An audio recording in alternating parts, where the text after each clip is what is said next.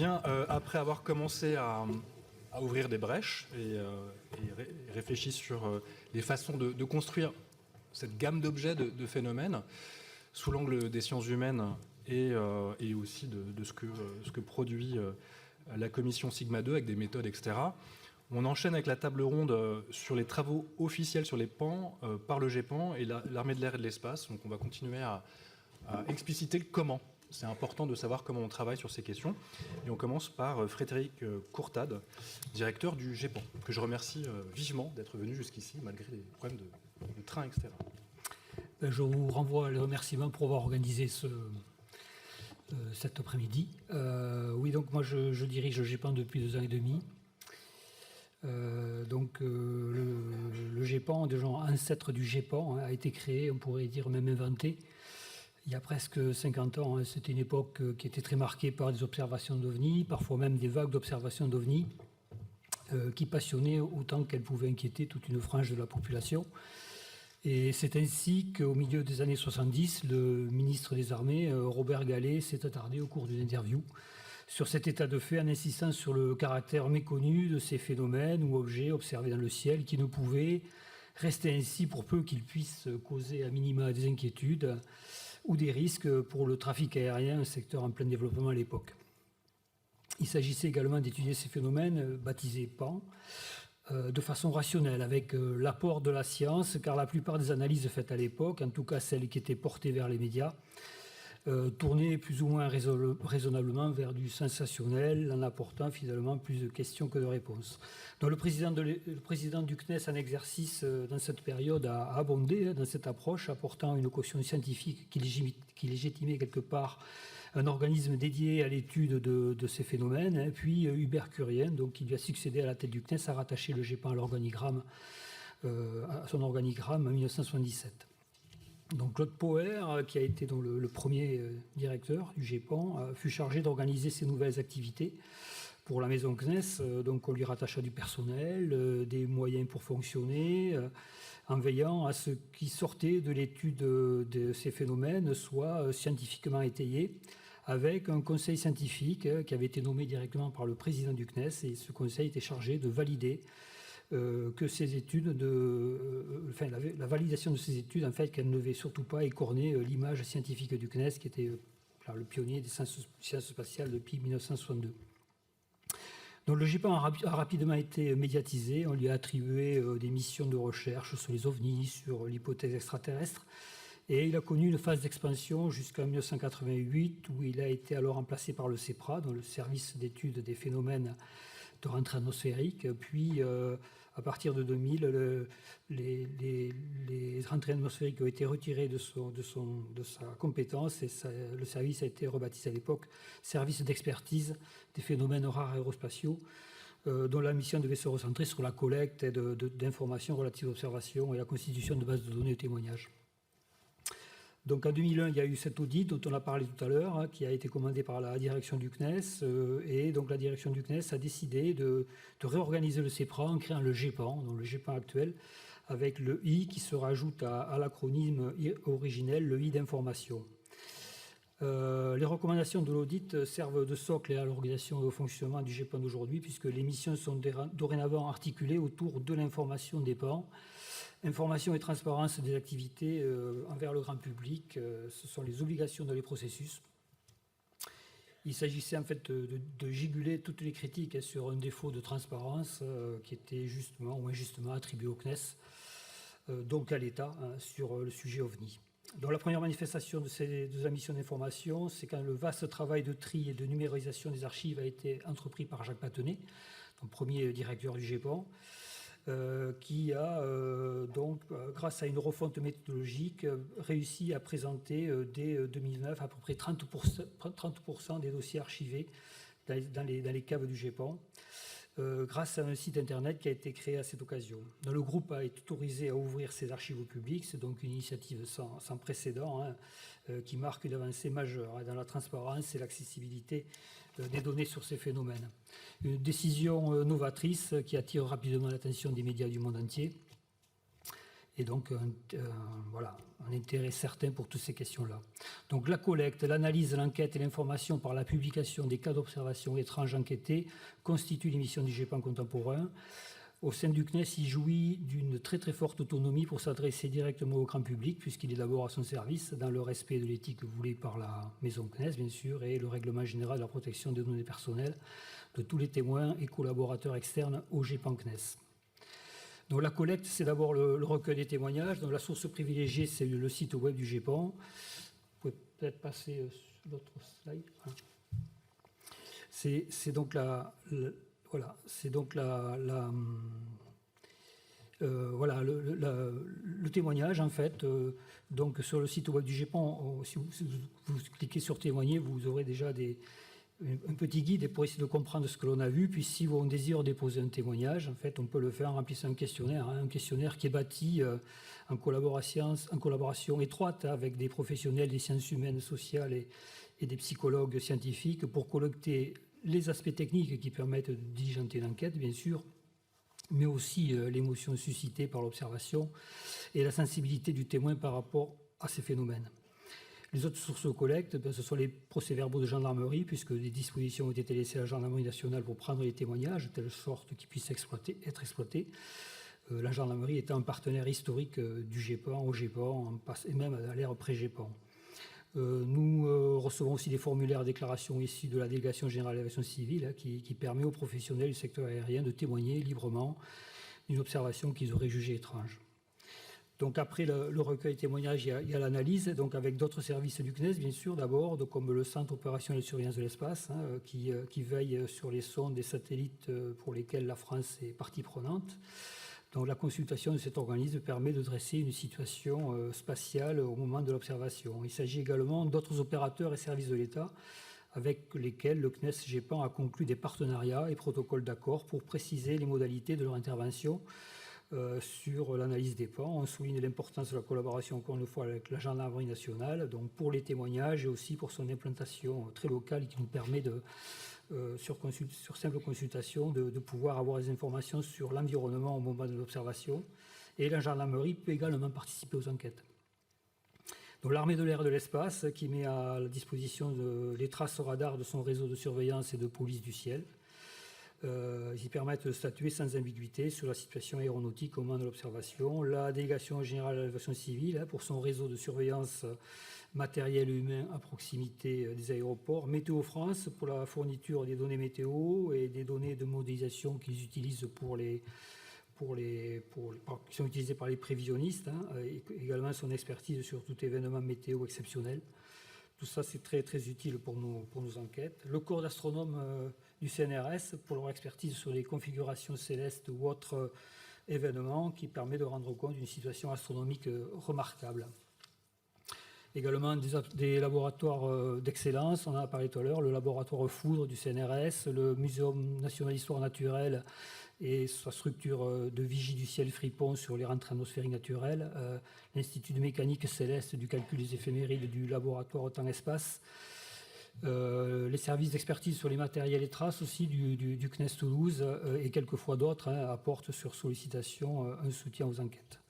En complément de ces partenaires qui permettent de disposer d'éléments techniques et pour développer les hypothèses et comparer les pans à des phénomènes connus, le GEPAN s'appuie également sur des scientifiques qui aident à statuer sur la consistance des témoignages, donc des experts en psychologie scientifique et cognitive qui donnent des techniques aux enquêteurs pour aider le témoin à verbaliser ses souvenirs et également analyser dans les entretiens qui sont menés avec les témoins ce qui tient du fait d'observation ou de déclaration qui semble plutôt lié à un souvenir reconstruit par l'émotion vécue ou le délai du témoignage. Après l'analyse, il y a l'enquête, donc l'enquête qui vise à classer les cas. Donc ça, tout ça, c'est le moteur du GEPAN. Et les travaux sont réalisés en interne CNES, avec un enquêteur CNES, et par des enquêteurs majoritairement bénévoles. Les bénévoles sont enrôlés dans un pool d'enquêteurs suite à une candidature spontanée. Un entretien pour déterminer leur motivation et leur sensibilité par rapport au PAN, en plus de la réalisation d'un exercice d'enquête avec un contrôle aussi de respectabilité. Donc, les enquêteurs sont répartis géographiquement sur tout le territoire. Ils participent à l'évaluation des cas d'observation. Ils sont mandatés pour des missions très très précises, enquête à distance ou de terrain. Ils doivent respecter la méthode d'enquête qui est finalisée dans le guide enquêteur du GEPAN. Les dossiers d'enquête sont ensuite validés et finalisés par le staff et publiés sur le site web. Donc le pool d'enquêteurs est actuellement composé de 16 enquêteurs bénévoles, donc une très large majorité très expérimentés. Ils sont formés, entraînés, réactifs, de confiance et sont suffisamment disponibles pour se déplacer autour de 200 km de chez eux pour rencontrer des témoins le cas échéant. Et 80 à 120 enquêtes sont diligentées chaque année. Et leur durée dépend de la complexité qui est souvent découverte au fur et à mesure du déroulé. Un comité d'experts pluridisciplinaire dont on a parlé tout à l'heure, il y a, si je ne me trompe pas, il y a quatre personnes de ce comité d'experts qui vont intervenir aujourd'hui. Il est constitué par le GEPAN, il est composé donc actuellement j'ai 18 experts qui agissent majoritairement aussi de façon bénévole. Ils ont d'autres métiers, mais ils nous aident sur nos problématiques. Et leur rôle est d'examiner les cas d'observation les plus complexes qui leur sont soumis en toute indépendance du travail d'enquête. Ils participent au débat issu des enquêtes, ils peuvent plaider pour une réorientation de l'enquête et leur avis est systématiquement demandé si un cas s'oriente vers un classement D, un pan D, donc c'est les phénomènes non identifiés après enquête. Alors, bien que consultatif, cet avis permet au GEPAN, donc à moi-même, de trancher soit par consensus ou vote pour le classement final. Donc, les experts exercent des professions variées, en lien avec l'aérospatiale, mais pas que. Bon, on a perçu actuellement, nous avons des pilotes, des experts en propulsion, aéronefs, drones, parachutisme, foudre, plasma, traitement d'images, détection, astronomie, astrophysique, météorologie, ornithologie, anthropologie, sociologie, biologie, ufologie, psychologie scientifique et psychologie clinique. Donc ces experts sont sollicités au cas par cas lorsque leur expertise est bénéfique pour une enquête, mais le comité ou le collège, on va dire, est réuni 2 fois par an minimum pour statuer sur la classification des phénomènes observés et pour échanger diverses informations sur l'activité du GEPAN. Donc la publication, pour l'information, toujours le GEPAN publie son travail d'enquête de façon transparente et je dirais c'est entendu avec les témoins dès lors que leur observation part en enquête, car nous leur demandons a priori la cession de leurs droits d'auteur, du questionnaire, des enregistrements photos, des vidéos, de tout le matériel qu'ils veulent nous confier qui est lié à leur observation, en vue de leur publication possible après que l'enquête se soit déroulée, et ça peut être bien plusieurs mois après la date de leur témoignage. Sans cette autorisation, il est clair que le cas ne sera pas pris en compte au GEPAN, il ne sera pas enquêté. Merci. Donc il ne sera pas enquêté. Tout ça, ça nous oblige un petit peu, ce deal, il nous oblige à respecter et à protéger l'anonymat de tous les gens qui collaborent à l'enquête. Donc durant l'enquête, avec ce cloisonnement strict sur les données personnelles qui sont renseignées sur les questionnaires ou sur les déclarations qui sont faites a posteriori, donc avec un missionnement nominatif des experts et des enquêteurs. Et juste avant la publication, donc le dossier d'enquête passe sous le filtre de la documentaliste du GEPAN pour retirer tout élément permettant de reconnaître et de reconnaître une personne qui ne saurait être dérangée pour avoir osé déposer au GEPAN. Donc le service y nourrit bien sûr également l'ambition de favoriser, autant que faire se peut, le progrès de la connaissance scientifique associée au PAN, en s'efforçant de bien délimiter ce qui échappe à la compréhension et à la connaissance du moment, d'identifier les questions à poser à la science avec toute la diversité des thématiques de recherche poursuivies au CNES et tous les liens qu'il entretient avec la communauté scientifique. À ce titre, mais également pour faire partager l'expertise, un workshop dédié, un atelier, on va dire, qui s'appelle le CAIPAN, est organisé tous les 5 ans à peu près pour réunir sur invitation la communauté.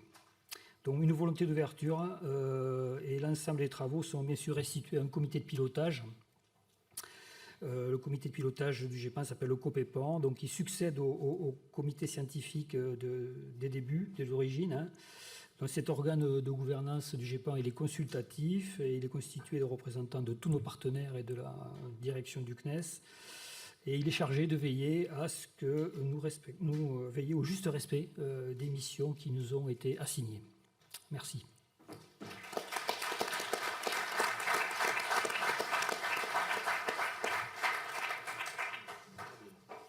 Merci. Dans les temps également. Parfait.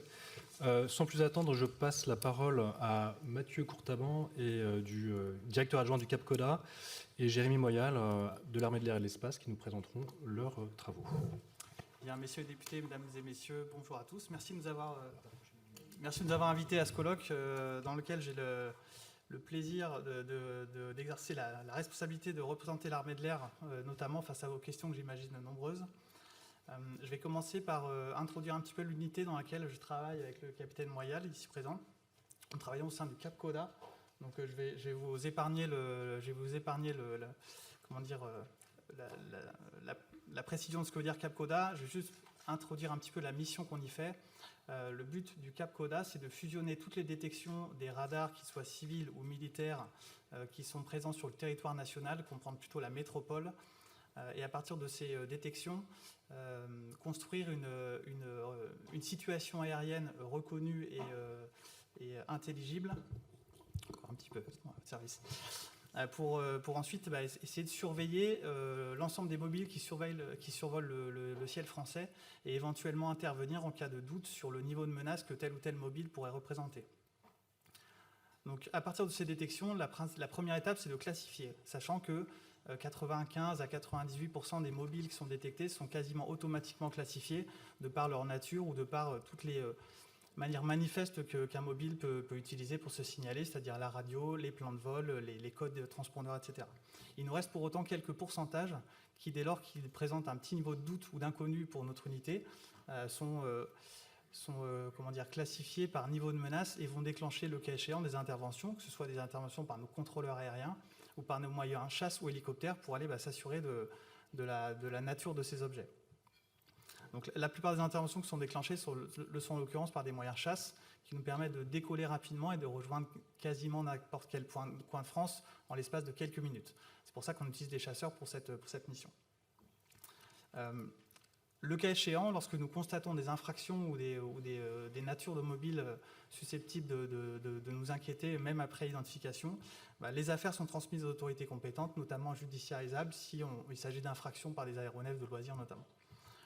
Donc, tout ça pour dire que notre contribution à tout ce thème du phénomène des PAN, elle est finalement de deux types.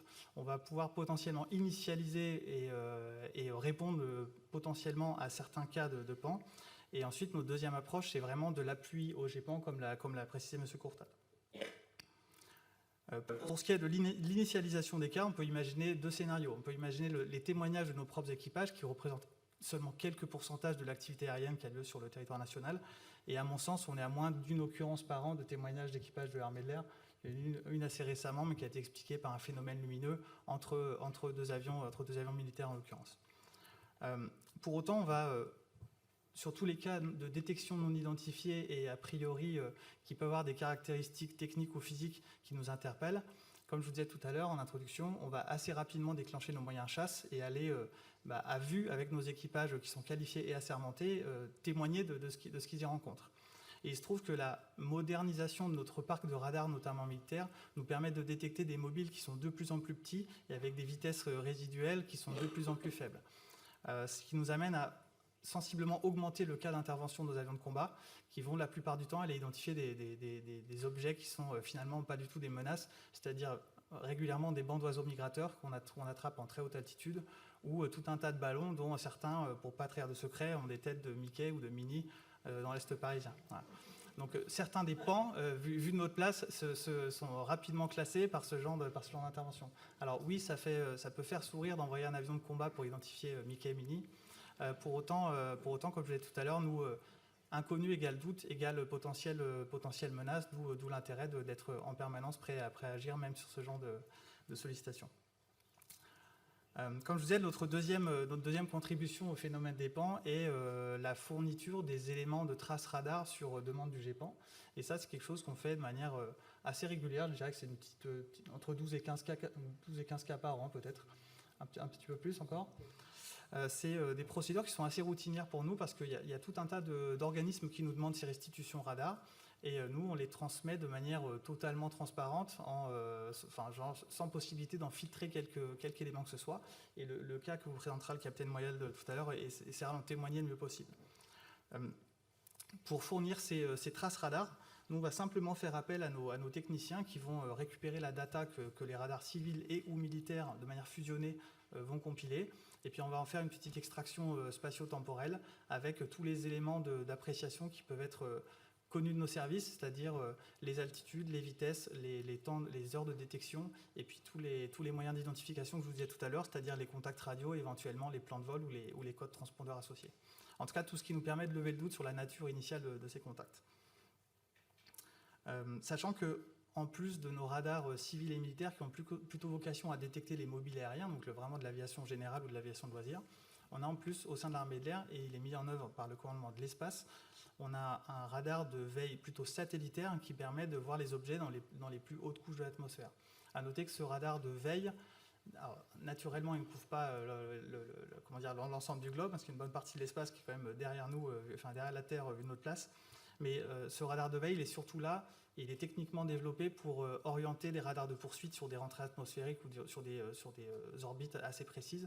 Donc il ne permet pas forcément de visualiser tous les objets qui auraient pu être dans son champ d'acquisition. Ce que je souhaitais également vous dire, c'est que dans la mesure où tous ces capteurs ils sont plutôt déployés sur le territoire métropolitain, on est un petit peu plus délicat en termes de détection sur certains DROMCOM.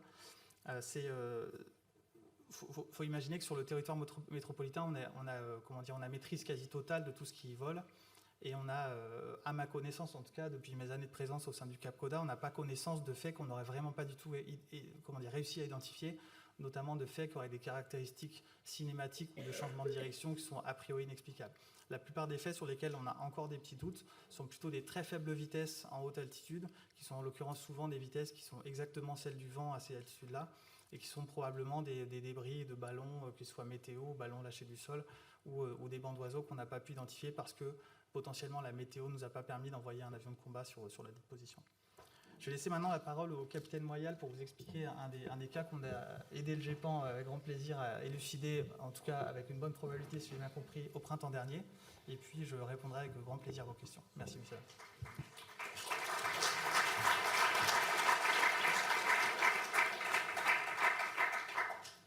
Messieurs les députés, mesdames, messieurs, bonjour, je suis capitaine Moyal du CAPCODA. Je renouvelle les remerciements pour cette invitation à ce colloque. Je voudrais en quelques mots juste présenter un cas qu'on a élucidé que le GEPAN a élucidé grâce à nos éléments au printemps dernier. Donc, il s'agissait d'un témoignage au sud de la Bretagne d'un couple et de leur voisine qui a observé de nuit 3 lumières oranges avec un déplacement linéaire. Avec donc c'était un témoignage oculaire et sonore, parce ça s'accompagnait d'un grand vrombissement qui a été détecté par ces personnes-là. Et donc, presque dans la foulée, le GEPAN nous a sollicité pour une restitution radar. Donc, comme l'a dit le colonel Courtaban et M. Courtade, nos radars permettent quasiment sans équivoque notre maillage radar, parce qu'il y en a partout en France, de fournir une situation saine et connue de la situation aérienne à l'instant T.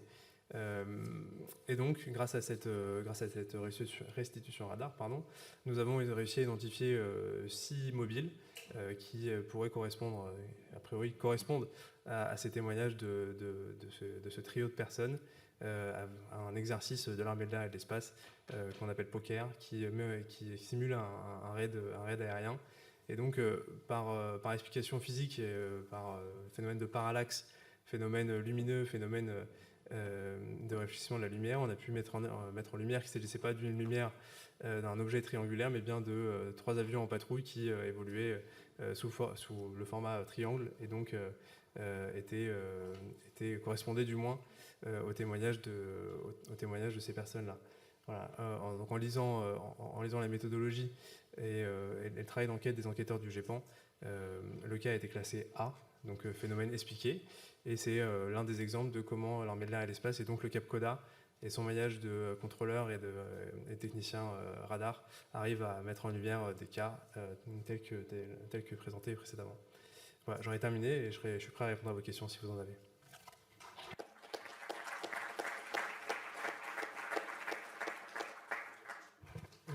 On posera les questions après, mais en tout cas, merci pour cet état des lieux très bien sourcé, lieutenant-colonel et capitaine. Je passe maintenant la parole à Gilles Munch, pour une explicitation de ces méthodes d'investigation du GEPAN. Comment vous travaillez concrètement pour élucider ces cas? Oui, donc merci pour l'invitation et pour le fait de donner la parole pour évoquer le travail des enquêteurs, un travail assez discret dans l'ombre.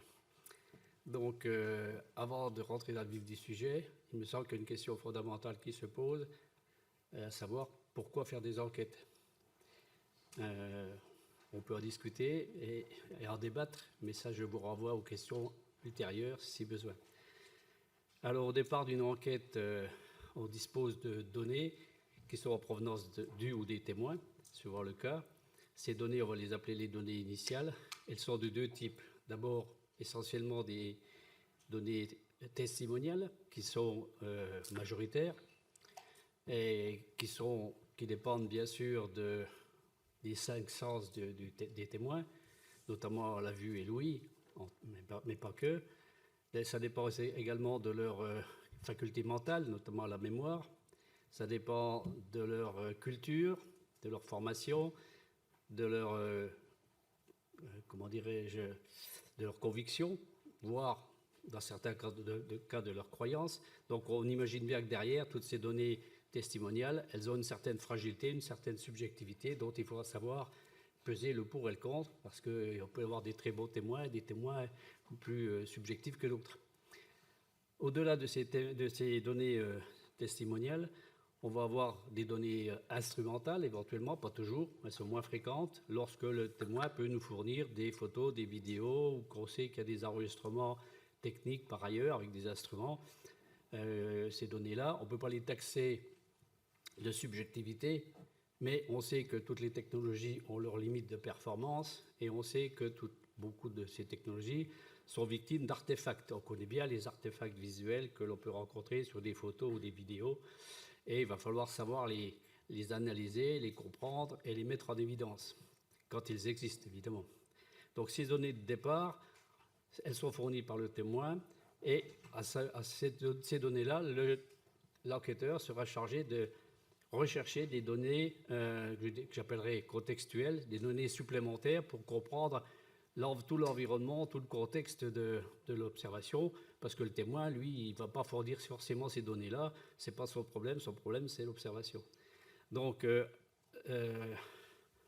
l'objectif de l'enquête va être donc double. Dans un premier temps, de recueillir un maximum de données sur le phénomène lui-même, bien évidemment, sur le ou les témoins aussi, à différents niveaux. Ça va aussi sur l'environnement au sens large, c'est toutes ces données complémentaires contextuelles, et éventuellement aussi sur les instruments et tous les documents qui ont été donnés pour essayer de les expertiser en détail. À partir de là, on va conduire une enquête. Donc, je passe sur l'attribution, comment une enquête est attribuée à un enquêteur, comment il est officialisé auprès du témoin et auprès de l'enquêteur, parce que c'est du détail, pour aller aux choses plus importantes. Alors, dès qu'un enquêteur est affecté à un cas, c'est-à-dire que ce cas a passé les étapes préalables pour être connu comme rentrée saisie dans la base, puis que la précaractérisation, l'étape de précaractérisation n'a pas mis en évidence une explication plausible, il faut donc démarrer une enquête. Donc l'enquête va commencer à distance et le travail va être mené en parallèle de rechercher des informations justement contextuelles sur différents plans, notamment par exemple, on l'a vu, le domaine aérien, j'y reviendrai pas puisque ça a été bien expliqué, donc toute la partie aéronautique, parce qu'il y a quand même beaucoup de choses qui volent dans notre ciel.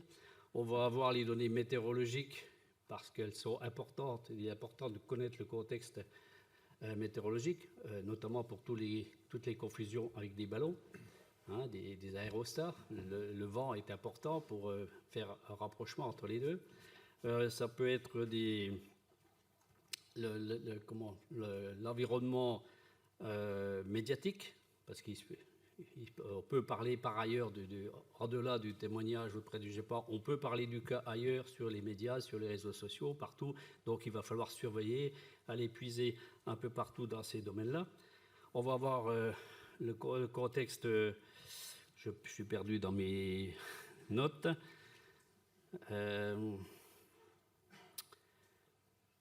Oui, l'environnement au sens large, on l'a vu. Il y a aussi donc tout ce qui vole, l'aérologie, c'est-à-dire les ballons sondes, les ballons expérimentaux, les dirigeables, les ballons à gaz, les montgolfières, etc. On passe à des autres. On va regarder le côté de l'environnement industriel. Il peut y avoir des industries qui ont fait des choses qui peuvent présenter des particularités exceptionnelles et peu courantes. On a l'environnement aussi militaire, hein, donc des exercices militaires, on en a eu un bel exemple. Et les témoins ne sont pas habitués à ça, ils sont surpris par ce genre de choses, etc. Donc tout l'environnement va être balayé par l'enquêteur. Donc c'est des recherches parallèles, parce qu'on avance dans chacun domaine en parallèle, pour essayer de retirer un maximum de données. Après, ces données, il va falloir les analyser et pour essayer de les interpréter en termes d'explications rationnelles, puisque c'est le but au départ, de chercher à trouver une explication rationnelle au phénomène. On y arrive ou on n'y arrive pas. Donc, à défaut, si on n'arrive pas à caractériser donc une explication rationnelle, on va essayer d'estimer une étrangeté résiduelle. Il y a une étrangeté qui reste, il va falloir essayer de la gérer. Donc, ces éléments d'étrangeté résiduelle, on va chercher à comparer au maximum avec des phénomènes connus. Et bien souvent, cette comparaison nous permet de diminuer justement l'étrangeté résiduelle. Et après, on verra comment on peut évaluer et classifier le cas. Donc, une fois qu'on a fait ça, que cette enquête de distance a donné une solution, ben on va passer au compte-rendu d'enquête et tout le processus suivant. Si on n'a pas réussi à conclure avec l'enquête à distance, ça arrive pour un pourcentage de cas, on va essayer de compléter les données en allant se rendre sur place, une enquête distante, une enquête de terrain par contre, qui va falloir réinitialiser par toute une étape officialisée, etc. Et l'enquêteur va pouvoir partir, se déplacer à la rencontre des témoins et des lieux où ça s'est passé, du contexte vraiment sur place.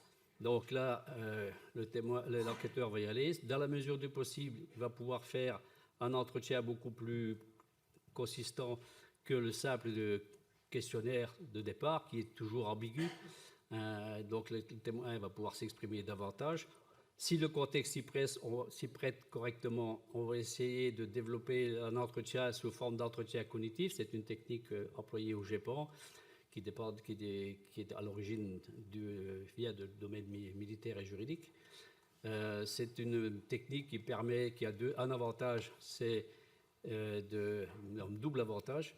Il permet d'améliorer la capacité de témoin de restituer ses souvenirs, donc une meilleure restitution du témoin de son expérience, et en complément, une diminution du risque de perturbation ou d'influence du témoin, de l'enquêteur sur le témoin. Parce que dans un entretien, il faut augmenter ces données qu'on peut recevoir, mais éviter de perturber le témoin par des influences subjectives. Donc c'est une formation qu'on a pour nous former à nous améliorer lors de ces entretiens, à bien questionner et à bien mener l'entretien. Une fois qu'on a fait donc ces entretiens, on peut faire des restitutions sur les lieux, on peut faire des mesures diverses et variées, on peut faire des démarches, puisqu'on est sur place, des démarches sur les locales, à la gendarmerie, à la mairie, des différentes institutions industrielles et autres, pour récolter un maximum d'informations par rapport aux soupçons, aux idées qu'on a eues grâce à l'enquête à distance. Une fois que tout ça est fini, on rentre à la maison et il faut maintenant rendre compte de tout ça. Donc, il faut rédiger un compte-rendu d'enquête. Donc, il y a toute une façon de présenter le cas, il y a toute les choses classiques pour en arriver avec des annexes techniques si nécessaire. Et la partie difficile, après, c'est de pouvoir évaluer le cas. Donc, l'enquêteur va avoir pour charge d'émettre un certain nombre d'hypothèses par rapport à toute sa réflexion. Il y a un certain nombre d'hypothèses qu'il va essayer d'évaluer à partir de différents critères. Donc, il a deux paramètres à mettre en évidence. Un côté, la consistance du cas. Bon, c'est une combinaison à la fois de la quantité d'informations recueillies et de la fiabilité de ces données. Bon, je passe sur le détail technique, sur la façon de faire tout ça. C'est trop compliqué, trop long à exposer ici. Ensuite, donc, il peut émettre un avis de consistance du cas, qui sera un des 2 paramètres pour le classement. Ensuite, il va devoir estimer l'étrangeté résiduelle du cas, dont on en parlait. Si on en est là, qu'on n'a pas de réponse et qu'il y a une étrangeté résiduelle, il va falloir chercher à l'évaluer par rapport aux hypothèses qu'on peut émettre, pour voir si les hypothèses peuvent coller et rendre compte de cette étrangeté, et l'annuler ou la diminuer. Donc, il y a pareil toute une série de paramètres pour chaque hypothèse, les paramètres que va établir l'enquêteur, et ensuite, à charge et à décharge, il va être chargé d'évaluer chaque hypothèse. C'est un travail de réflexion, et ensuite, il va classer ces hypothèses en termes d'étrangeté résiduelle. Il y a une hypothèse qui va ressortir plus que les autres, en général, et à partir de là, il va faire une proposition de classification qu'il va expliquer dans son compte rendu. Il va rédiger une conclusion du compte rendu, et une fois que tout le dossier est finalisé, le transmettre au GEPAN, l'équipe GEPAN, qui va être chargée de le relire, de valider ou pas. Soit il valide et puis il accepte la proposition de classification qu'a proposé l'enquêteur, soit il trouve des choses à amender ou à corriger ou à compléter. Il peut à ce moment-là faire appel à certains experts, voire à réunir pour les cadets le comité d'experts pour un avis supplémentaire. Donc à ce moment-là, les experts vont donner à titre individuel un avis argumenté sur leur façon de voir le cas. Et le GEPAN, ensuite, l'équipe GEPAN, va faire une synthèse de tout ça et va proposer une classification définitive avec une certaine étrangeté et une certaine consistance. Ça va vous donner le graphique que vous connaissez certainement tous, ceux qui ont été sur le site GEPAN, qui vous avez lu des dossiers d'enquête. Ça termine toujours par un graphique avec un point qui donne la situation en abscisse, l'étrangeté en ordonnée, la consistance, et qui va donc mettre le point dans une case A, B, C, D, et c'est comme ça qu'on va arriver à donner un avis que l'on espère pertinent sur le cas. On verra plus loin ce qu'on peut éventuellement rajouter par rapport à ça. Donc, là, une fois que tout ça c'est fait, pardon, diapo suivante, je ne sais pas, j'ai oublié peut-être de diapo suivante, voilà. La formation. Comment les enquêteurs, bon, c'est des enquêteurs bénévoles qui viennent de tous horizons, certains ont une expérience ufologique, d'autres n'en ont pas du tout. Donc il va falloir s'adapter à la procédure GEPAN, à la méthodologie GEPAN, aux règles du GEPAN. Donc pour ça, il y a une nécessité d'une formation. Alors à titre de formation, on a un atelier annuel de 2-3 jours qui se passe à Toulouse où on fait tout un ensemble d'exercices, de cours, de propositions, de présentations, de rencontres avec des experts, de visites techniques, etc. Je passe sur tout ça, c'est très enrichissant et ça permet aussi aux enquêteurs de se connaître physiquement, parce que souvent on est en contact par mail ou par visio. On fait du tutorat, c'est-à-dire qu'on rédige, les enquêteurs un peu plus expérimentés rédigent des tutoriels pour résoudre certains points. Ça peut être très technique, ça peut être sur plein de sujets possibles qu'on rencontre à travers l'enquête. Donc après, les nouveaux enquêteurs peuvent s'auto-former à partir de ces tutoriels. Il y a aussi un tutorat en direct, c'est-à-dire que par une visio, entre deux personnes, un enquêteur débutant avec un enquêteur plus confirmé, il peut y avoir une visio pour se former ou avoir des renseignements ou se dépanner sur l'utilisation d'un logiciel, d'un outil quelconque, une recherche d'informations météo, etc. Donc, toutes les informations qui sont à notre disposition sont cumulées dans un espace documentaire, un wiki, auquel nous avons accès sur le site du GEPAN, où on retrouve absolument toutes les informations cumulées depuis 20 ans maintenant. Ensuite, on a aussi des enquêtes participatives. Si un enquêteur a des difficultés sur une enquête, il peut solliciter ses camarades, entre guillemets, plus l'équipe GEPAN, et on se fait une visio pour discuter pendant 1 heure ou 2 de son cas pour essayer de trouver des pistes, des nouvelles pistes, ou l'aider, ou lui suggérer certaines choses qui peuvent peut-être le débloquer dans son enquête.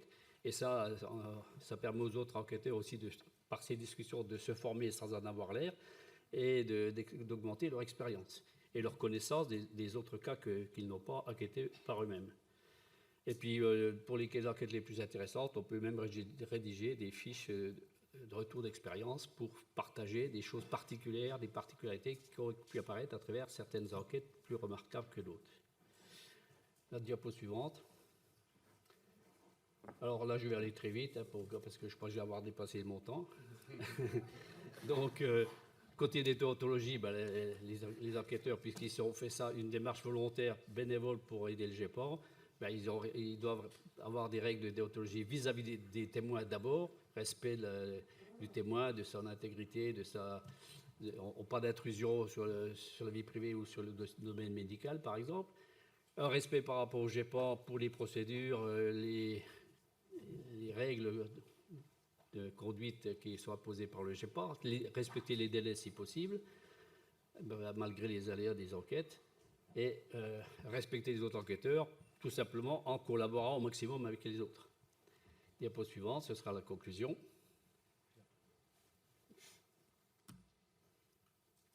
Alors, la conclusion pour moi sera la suivante, c'est que l'enquête est quand même un exercice qui est difficile, hein, qui est délicat, exigeant et parfois demande beaucoup de temps. On n'imagine pas forcément tout le temps que ça demande, et certains enquêteurs sont en activité professionnelle, donc font ça pendant leur temps libre. C'est un travail collaboratif, ça c'est très important au Japon, que ce travail soit collaboratif. Le dispositif fonctionne depuis maintenant pas mal d'années, depuis les 2010 à peu près, les enquêteurs. Et donc, on essaie d'accumuler l'expérience et d'en profiter et de faire évoluer les choses, donc d'améliorer le système. Un dossier, ça c'est important à dire, un dossier d'enquête, même une fois qu'il est classé, reste ouvert, c'est-à-dire qu'on peut revenir dessus si on a des informations nouvelles. C'est arrivé régulièrement, des choses qu'on avait une explication, on s'aperçoit que l'explication n'est pas bonne parce qu'on a des nouvelles données et on rectifie, ou l'inverse. On a classé en D parce qu'on n'avait pas trouvé de solution. Et après, on a une information nouvelle. Des fois, c'est un coup de chance où on a des nouvelles données et des outils qui ont évolué et qui permettent de résoudre le cas. Et seulement, le cas, il repasse de D à peut-être A ou B, suivant le degré de certitude qu'on peut obtenir. Voilà. Petit commentaire également. De nombreux cas échappent au GEPAN parce que les témoins s'adressent au GEPAN, mais s'adressent aussi aux groupes privés. Ufologique s'adresse de plus en plus aux médias, aux journaux, aux radios-télévisions, aux députés, maintenant, hein, de plus en plus. Les réseaux sociaux pour beaucoup. Donc, certains cas échappent au GEPAN, même certains cas peut-être importants. Donc, le GEPAN partage, lui, ses données à travers son site. Elles sont juste anonymées, mais on a vu la transparence même du CAPCODA, de toutes les données. La démarche est transparente. Donc, on partage des données. Les groupes privés qui font un travail sérieux peuvent très bien partager leurs enquêtes auprès du GEPAN, avec la petite réserve que pour que ces enquêtes soient intéressantes pour nous, c'est qu'il faut que la démarche utilisée soit assez proche de la nôtre, hein, pour qu'on se comprenne. Voilà. Alors, à la fin, hein, vos questions seront les bienvenues et je vous remercie pour votre attention et m'excuser d'avoir dépassé mon horaire. Merci.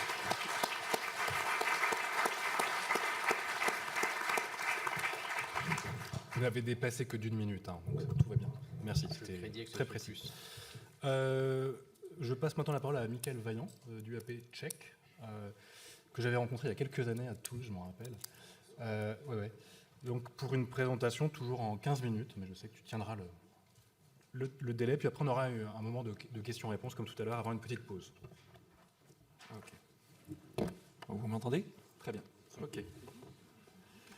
Eh bien, messieurs les députés, mesdames et messieurs, je vous remercie vraiment de tout mon cœur de nous avoir donné la chance de venir nous exprimer ici et d'organiser ce colloque.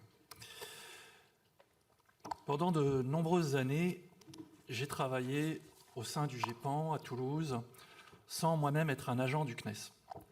Puis, j'ai travaillé avec UAP Tchèque, une association, en relation avec des organisations autour du monde.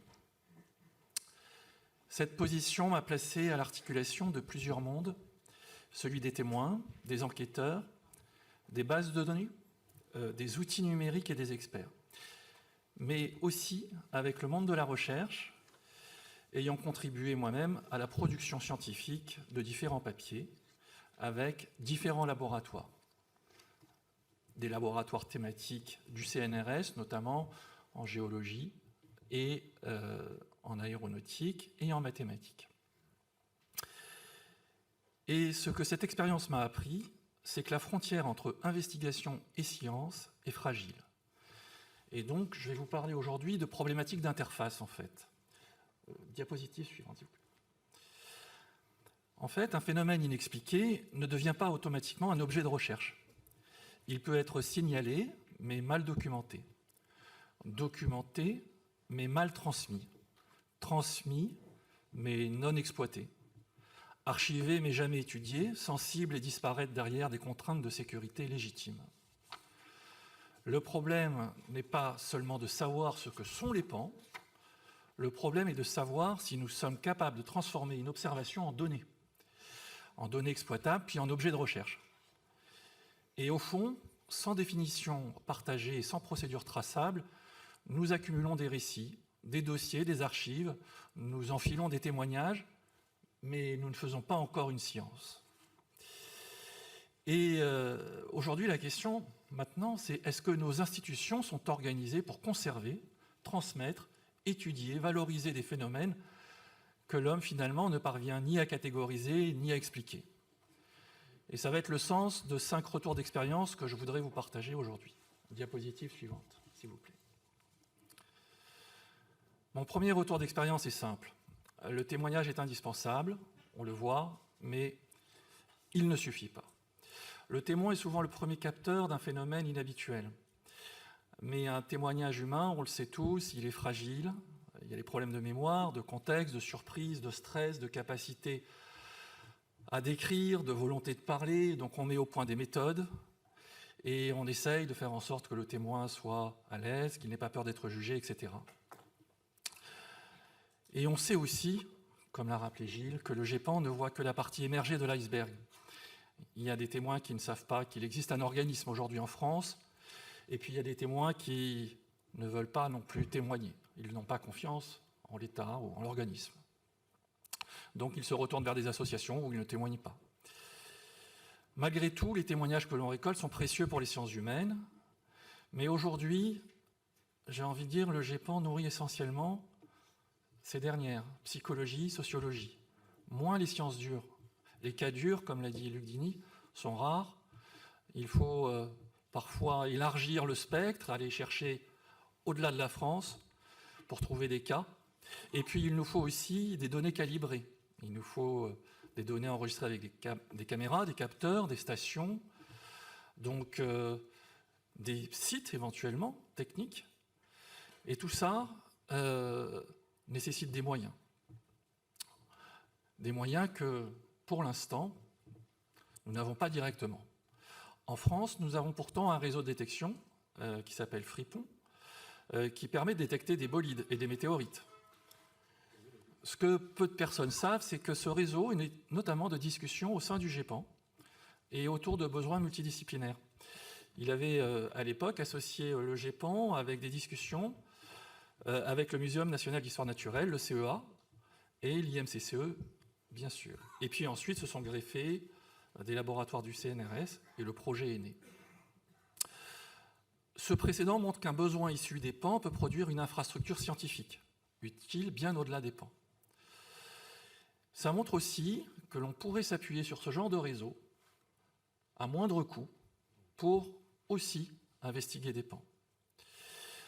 Ce modèle montre qu'une observation active du ciel peut finalement nous servir, et ça peut nous servir, comme les pans finalement reposent sur une forme de science interdisciplinaire, une science qui n'existe pas encore formellement, mais qu'on espère voir émerger un jour.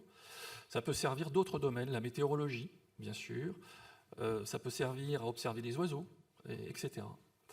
Donc, je pense qu'il va falloir qu'on aille vers ça, un jour, vers des réseaux de capteurs, en France aussi. Comme partout autour du monde, on en voit émerger. Je pense qu'il ne faut pas qu'on soit ici en retard sur ce qu'il se passe ailleurs. Diapositive suivante, s'il vous plaît. L'audit du CEPRA de 2001, on en a parlé tout à l'heure aussi, ouvrait une perspective ambitieuse, caractériser les phénomènes, produire des statistiques, identifier des classes de phénomènes, éventuellement les modéliser. Dans les faits, 25 ans plus tard, l'activité du GEPAN s'est surtout recentrée sur une mission indispensable, recevoir les observations du public, les analyser, les classer les publier et répondre aux témoins. C'est précieux, mais je dirais que ça ne suffit pas encore tout à fait à faire émerger une science des pans. En fait, il existe un malentendu assez profond. Beaucoup pensent que le CNES, à travers le GEPAN, aurait vocation à faire de la recherche. En réalité, le rôle du CNES est d'abord de mettre à disposition des outils, des moyens, des dispositifs pour permettre à la recherche de travailler. On pourrait comparer le GEPAN à un satellite. Il collecte, il filtre, il trie, il extrait du signal, du bruit de fond, et rend les données exploitables. Mais une fois que la base de données existe, qui s'en empare scientifiquement? Vous avez des phénomènes inexpliqués dont on ne sait pas à quelle science s'adresser, on ne sait pas si effectivement on va pouvoir se tourner vers des psychologues, des sociologues, des physiciens, des spécialistes de l'aéronautique. Dans ces cas dits inexpliqués, finalement, il peut y avoir de tout. Et aucun domaine aujourd'hui, en matière de science, ne peut seul recevoir l'ensemble du problème. Par définition, un pan D n'est encore orienté vers aucune discipline. Et c'est le sens du schéma qu'il y a derrière, le schéma avec une double boucle. Aujourd'hui, on a une boucle d'investigation qui est complète et qui est organisée par le GEPAN. Et on a, j'ai envie de dire, une demi-boucle qui est une boucle de science, en partie organisée avec le réseau d'experts qui est autour du GEPAN, mais qui ne se referme pas totalement. En fait, dans l'investigation, les enquêteurs disposent d'une connaissance horizontale. Ils doivent savoir un peu de tout sur beaucoup de choses et traiter, j'ai envie de dire, les cas de manière très homogène, à charge et à décharge, comme le disait Gilles. Mais de l'autre, les scientifiques, eux, disposent d'une connaissance très verticale. Ils approfondissent un signal, chacun dans leur domaine. Ils vont regarder un biais, un capteur, une hypothèse, une classe de phénomènes. Et ce sont deux populations très différentes, qu'on ne peut pas confondre, j'ai envie de dire, parce qu'elles ont des objectifs différents aujourd'hui. Et les experts, actuellement, sont mobilisés à la demande du GEPAN. Et à mon sens, ce qu'il leur manque encore, c'est une autonomie scientifique. C'est un groupe d'experts capable de définir des priorités, d'orienter des collectes, d'indiquer quelles données manquent et quels protocoles doivent évoluer. Alors bien sûr, on a certains experts qui vont intervenir individuellement, mais on n'a pas encore une forme de comité scientifique, et peut-être au-delà un socle scientifique, pour autonomiser les décisions de cette forme de science, de cette nouvelle science. Et donc, ce que je suggère ici, c'est de refermer la boucle et de rendre, finalement, ce comité scientifique autonome, capable d'apprendre à partir des observations et des cas collectés par le GEPAN, et puis de participer ainsi pleinement à l'émergence de ce qui deviendra peut-être dans le futur une nouvelle science interdisciplinaire. Diapositive suivante, s'il vous plaît. Alors, mon troisième retour d'expérience concerne le point le plus sensible, l'articulation entre défense, sécurité intérieure, secret et recherche. Un phénomène peut exister pour la défense. Il peut être traité comme un événement opérationnel, et puis il peut être classé à ce moment-là, côté défense, sans jamais apparaître côté GEPAN, ou sans jamais apparaître dans le public comme une donnée civile ou scientifique. Et c'est normal d'une certaine façon. On le voit par exemple avec Fripon. Il y a 10 ans, 15 ans avant que le projet Fripon soit lancé, le GEPAN recevait des observations de bolides, de météores. Et puis Fripon est apparu.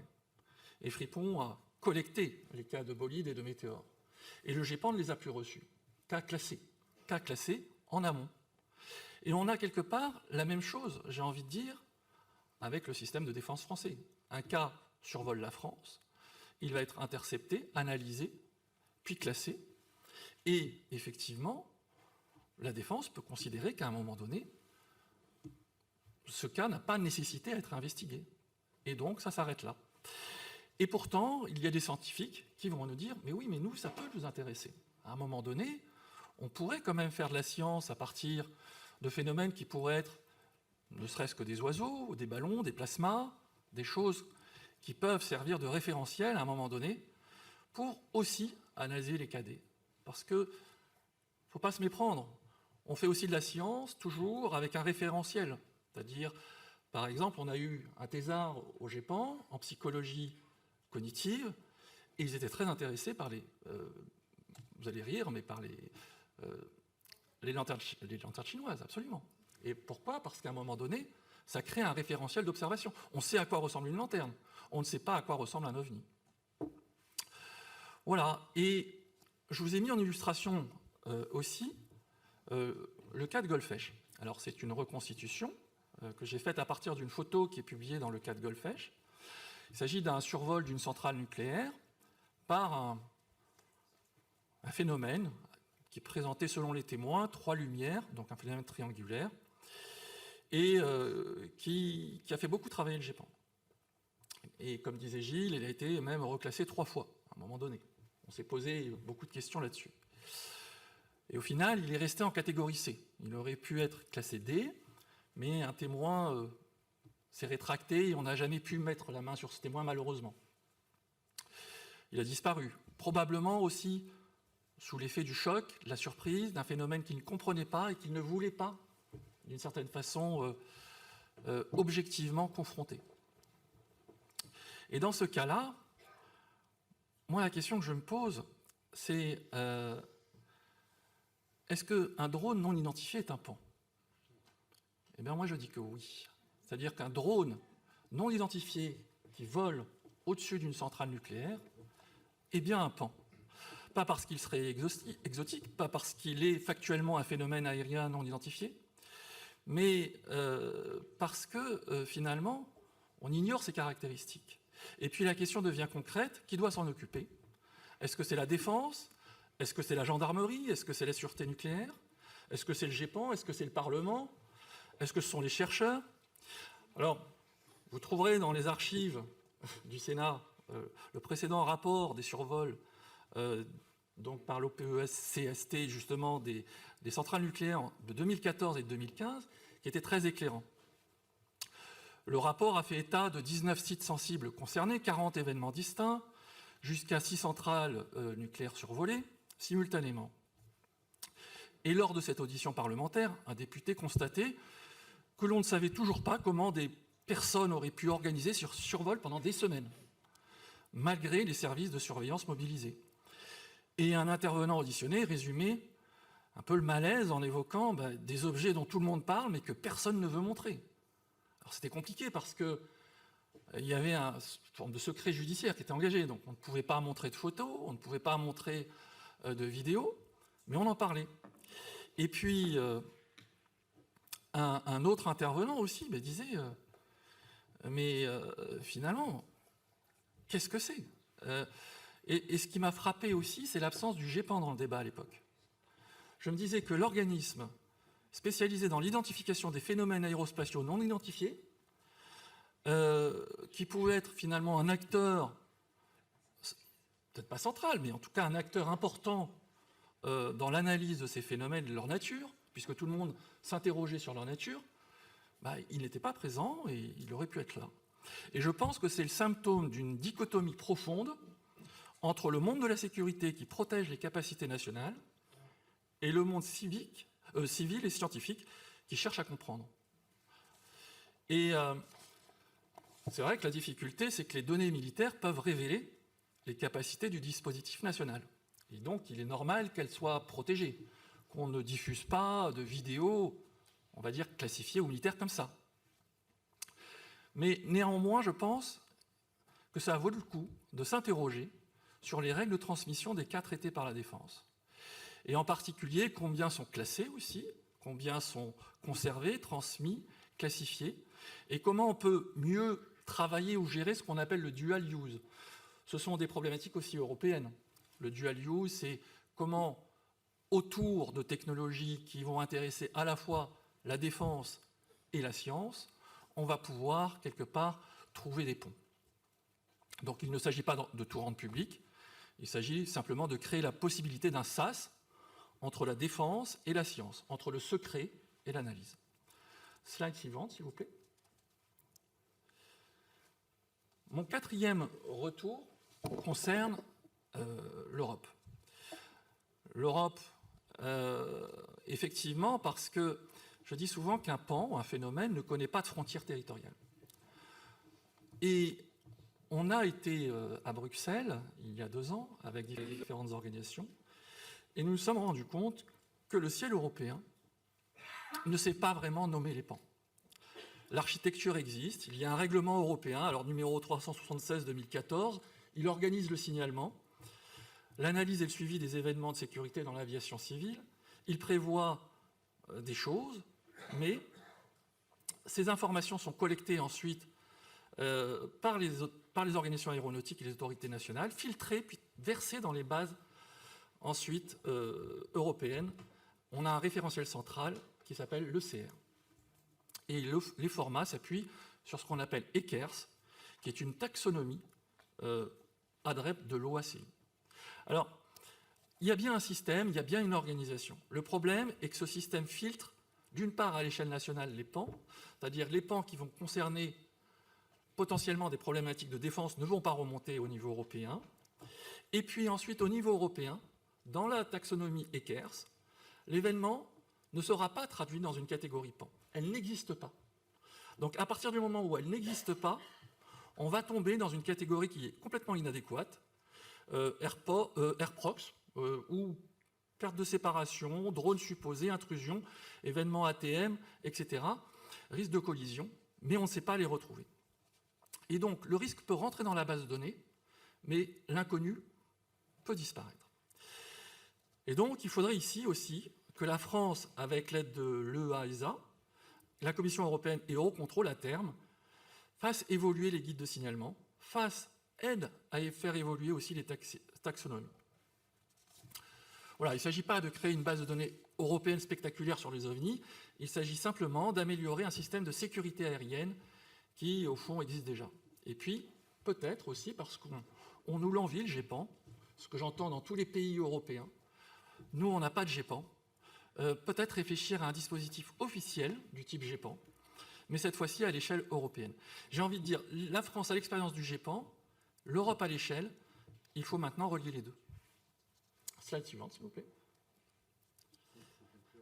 Et voilà, et je conclus. Et donc, mon dernier retour d'expérience concerne les standards.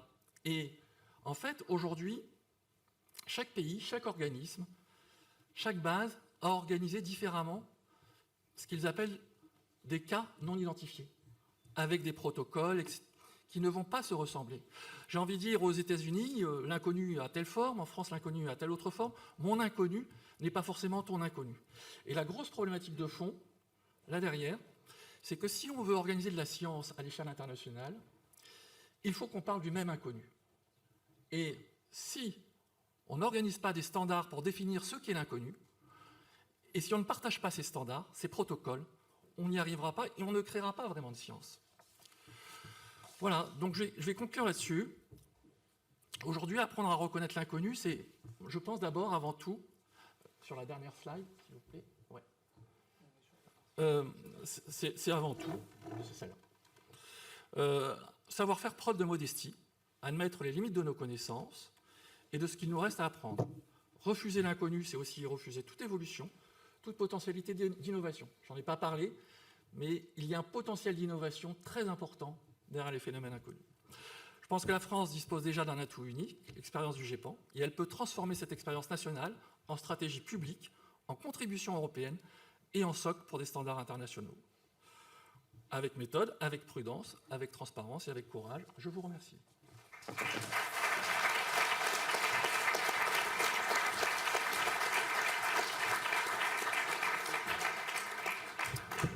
Merci beaucoup pour cette présentation et ces propositions et ce point que tu as fait sur la dimension de la science interdisciplinaire, etc. C'était le sens de ma première question tout à l'heure. Pour peut-être lancer la discussion, moi j'aurais plein de questions, mais peut-être une, est-ce qu'on est suffisamment dimensionné en fait, pour affronter ces phénomènes? On a eu tout à l'heure une présentation qui était vraiment très utile sur les moyens de détection, radar, etc., avec notamment des données américaines, l'IOLabs, etc. Enfin, on voit bien que là, il y a beaucoup de données qu'on peut utiliser, qu'on peut déployer avec des nouveaux capteurs maintenant, qui sont acquis par le commandement de l'espace, qui vont arriver, des nouveaux télescopes pour faire de la surveillance de l'espace aérien et puis aussi spatial. Est-ce que du point de vue matériel, du point de vue des infrastructures, on est suffisamment outillé pour essayer de comprendre ce qu'il se passe au-dessus de nous? Et puis peut-être une autre question de curiosité, peut-être pour Gilles et puis pour les enquêteurs en règle générale. Qu'est-ce qui, à un moment donné, donne envie de s'engager dans une carrière d'enquêteur, étant donné le temps que ça consomme? Tu l'as exprimé, ce travail de rapport, de recoupement, de présentation, de formation aussi. Hein. C'est une communauté qu'il faut entretenir et sans doute peut-être une science aussi à consolider. Donc moi j'avais une question peut-être plus personnelle pour les membres du GEPAN aussi, pour son directeur. Qu'est-ce qui fait qu'à un moment donné on devient engagé dans cette communauté d'enquêteurs?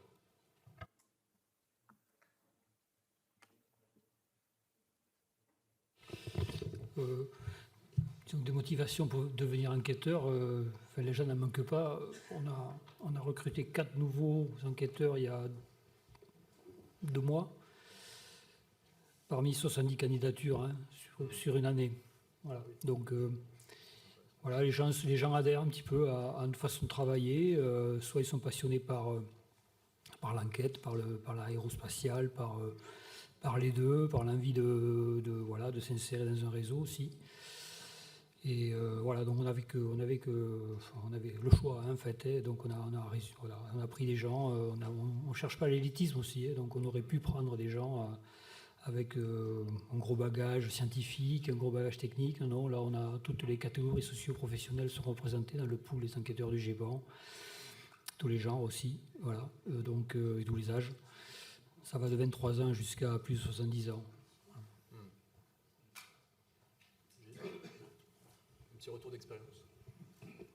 Je pense que pour les différents enquêteurs, le contexte qui les a amenés à postuler et à pratiquer l'enquête au sein du GEPAN sont assez variés, divers et variés. Il y a bien sûr un intérêt pour le sujet. Moi, je peux témoigner qu'à titre personnel, je suis dans le milieu ufologique depuis bientôt 50 ans, malheureusement. Donc, après une dizaine d'années de découverte du milieu, découverte du problème, découverte tout ça, j'ai commencé à travailler dans une optique très proche de celle que utilise le GEPAN. Et je suivais le GEPAN en parallèle parce qu'il existait. Il a commencé pratiquement en même temps que moi. Et moi, j'ai plutôt commencé en même temps que le GEPAN. Donc, à l'époque, on ne pouvait pas intervenir avec le GEPAN. C'était l'ancien GEPAN et le CEPRA. Donc, à partir du moment où il y a eu l'ouverture, j'étais toujours plus intéressé pour voir ce que faisait le GEPAN. Je suivais toujours ce qu'il faisait. Et bon, j'ai été contacté, le hasard a voulu que je sois contacté par le premier directeur du GEPAN, M. Pattenet. On s'est rencontrés, on s'est tout de suite compris. Et puis, il m'a proposé de venir. À l'époque, il n'y avait pas d'enquêteurs, donc dans le groupe expert. Et dès que les enquêteurs ont été mis en place, d'abord les IPN intervenant de premier niveau, puis les enquêteurs, j'ai postulé pour y être et par chance, j'ai été admis et donc j'y suis depuis. Et à l'époque, je travaillais, mais maintenant, je suis retraité, ça se doit se voir, ou se deviner. Et maintenant, je le fais par passion, ça m'occupe beaucoup et ça m'intéresse beaucoup, donc j'essaie de faire le maximum et d'aider mes petits camarades qui vont prendre la suite. Voilà, comme ça se fait. Alors, quelques questions. Oula. On pourra aussi discuter pendant la pause, hein, qui intervient dans 5 minutes. Donc,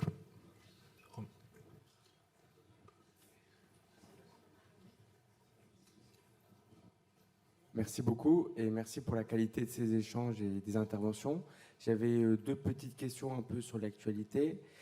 Étant donné qu'il y a eu quelques coupes budgétaires pour le CNES, environ 300 millions d'euros sur les 3 années, est-ce que ça va impacter fortement les activités du GEPAN?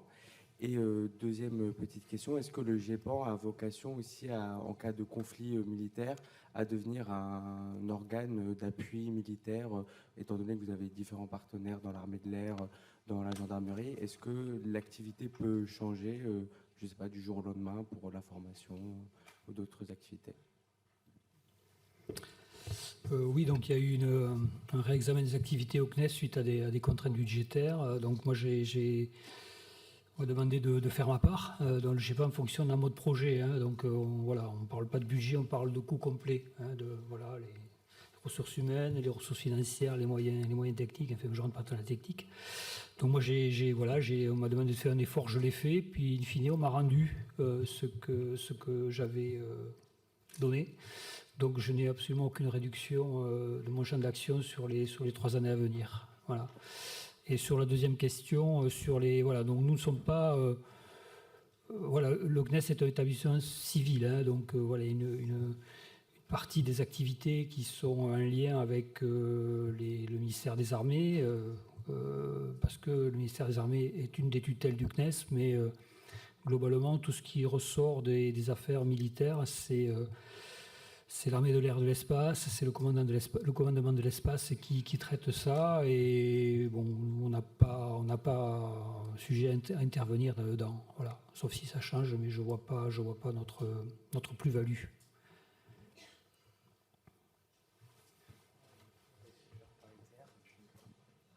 Oui, merci pour la qualité des interventions. J'aurais une question sur les fameux 3% de cas qui sont non identifiés après enquête.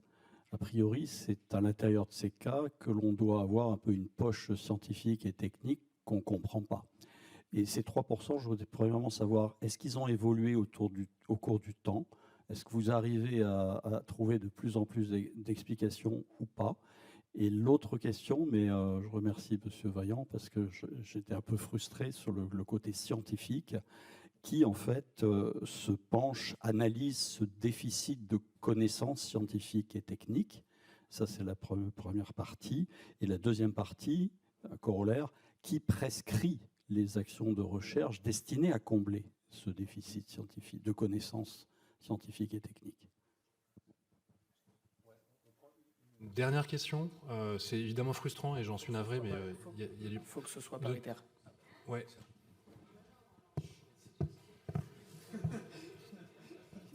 Bonjour messieurs, merci pour votre exposé. Donc j'avais une question, en fait je représente plusieurs associations et collectifs, donc j'avais une question au nom de l'association Taranis qui a mis en place un protocole de captation des pans.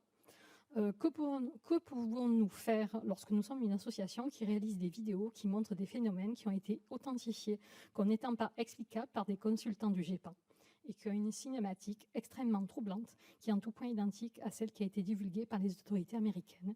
Que pouvons-nous faire avec ces vidéos alors qu'il n'y a pas de suite donnée de la part des institutions compétentes? Merci.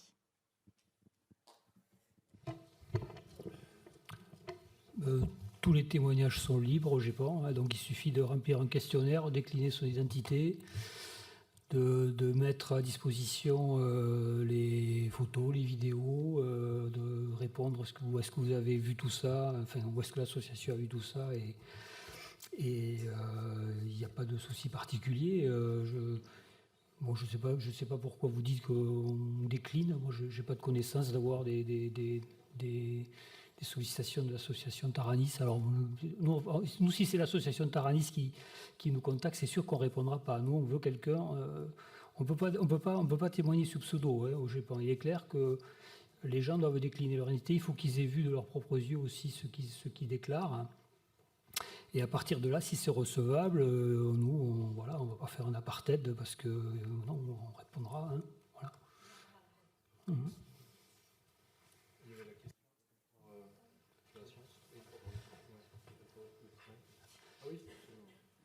Sur la science? Oui, sur les 3%, alors il y a 3 à 4% de cas, il y en a 106 qui sont publiés sur le site web du GEPAN, qui traitent à la fois le GEPAN contemporain et le GEPAN, le CEPRA. À un moment donné, il y avait un petit peu plus, il y en avait 20 à 25% qui étaient catégorisés D. Il faut dire que la catégorie D n'avait pas tout à fait la même signification que maintenant. Voilà, c'était, je ne sais plus ce que c'était des cas dignes d'intérêt. C'était, voilà, ouais. avant la classification D, il y avait une vocation plus documentaire, c'est-à-dire il y avait une classification, une pré-classification.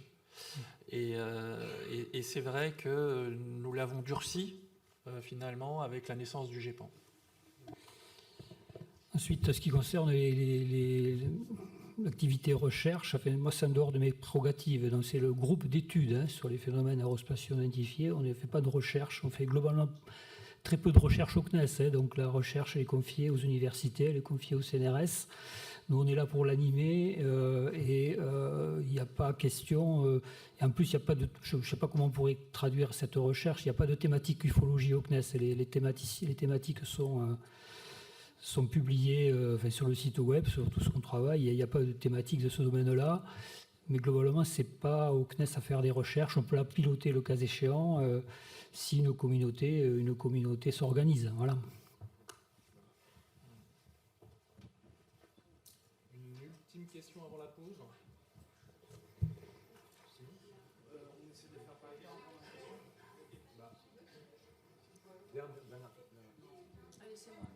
Merci, enfin. Bonjour messieurs, en 2 secondes. D'abord, merci de tout ce que vous avez expliqué. Enfin, vraiment, les travaux que vous menez, je trouve, sont fantastiques. Moi, je fonctionne en Pareto, c'est-à-dire que deviennent les 3%. Et évidemment, le travail qui est fait avant est évidemment essentiel, mais que deviennent les 3%? Et monsieur Vaillant, je vous remercie infiniment pour votre prise de hauteur, parce que c'est celle qui m'anime aujourd'hui. Alors moi, je suis une citoyenne. Je viens ici, je ne suis pas journaliste, je travaille dans le secteur privé, et je suis juste très intéressée par le sujet et les phénomènes.